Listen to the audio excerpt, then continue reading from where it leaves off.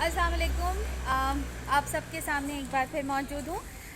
میں Turkish travelling اور یہاں پر پاکستان سے آنے والے پاکستانیوں کے لیے جو کچھ تبدیلیاں ہوئی ہیں اس کے بارے میں ویڈیو آپ کے ساتھ انفارمیشن آپ کے ساتھ شیئر کروں گی.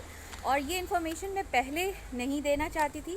اس کا ریزن یہ تھا کہ میں یہاں پر پاکستان سے آنے والے بہت سے ساتھیوں سے ملنا چاہتی تھی اور پھر آپ لوگوں کو مکمل انفارمیشن دینا چاہتی تھی. اب نئی رولز اور ریگولیشن کے تحت 5 سپٹمبر سے جو تبدیلیاں قوانین میں آئی ہیں ان کے مطابق پاکستان سے آنے والے جتنے بھی امیگرنٹ ہیں ان میں سے میں مختلف لوگوں سے مسافروں سے ملی ہوں. کچھ ٹورسٹ ہیں, کچھ اپنے گھروں میں آ رہے ہیں, کچھ TRC ہولڈرز ہیں. ان سب کے مختلف ایکسپیرینسز تھے جو میں آپ سے شیئر کرنا چاہتی ہوں. اس لیے سب سے اہم بات جو ہے وہ یہ ہے کہ پلیز ہر صورتحال کے لیے تیار رہیے گا. ہو سکتا ہے کہ آپ کو ایئرپورٹ پر پیڈ کوارنٹائن کے لیے کہا جائے جو کہ ممکن ہے اور اگر پیڈ کوارنٹائن کے لیے نہ کہا گیا تو آپ بہت لکی ہیں. میرے ایک ساتھی پاکستان سے جب آئے تو ان کو اور ان کی فیملی کو بس صرف ان کی رپورٹس دیکھی گئیں, PCR ٹیسٹ ان کا دیکھا گیا, نہ ان سے کووڈ ویکسین کے بارے میں انفارمیشن لی گئی, نہ ہی ان کو پیڈ کوارنٹائن کے بارے میں کوئی بات کی گئی. گاڑی کے ذریعے نہ ان سے پیڈ کوارنٹائن کے بارے میں بات کی گئی, نہ ہی ان سے ویکسینیشن سرٹیفکیٹ مانگا گیا.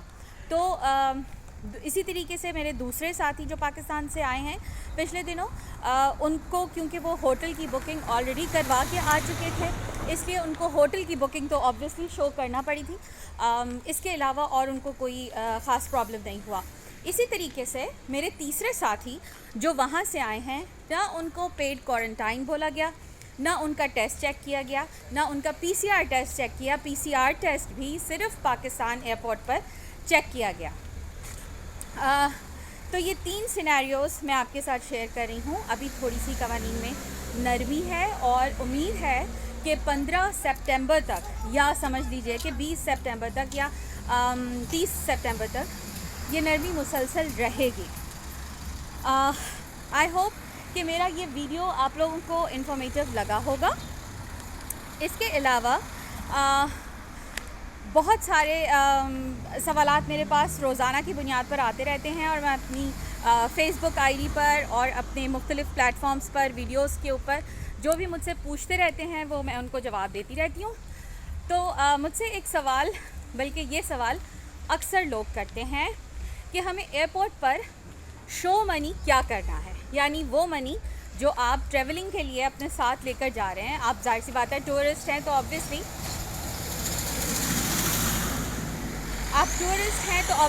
آپ اپنے ساتھ پیسے لے کے جائیں گے. تو میرے پیارے بھائیوں اور بہنوں, کوئی اسٹینڈرڈ رولز اینڈ ریگولیشن نہیں ہے. کہا جاتا ہے کہ منیمم آپ کے پاس $1000 ہونا چاہیے. آپ $10,000 تک بھی رکھ سکتے ہیں اور $1000 سے کم بھی رکھ سکتے ہیں. اگر آپ $1000 سے کم رکھ رہے ہیں تو کوئی آپ کو یہ نہیں کہے گا کہ آپ کے پاس اتنے پیسے ہیں, آپ اتنے کم پیسے ہیں آپ نہیں جا سکتے.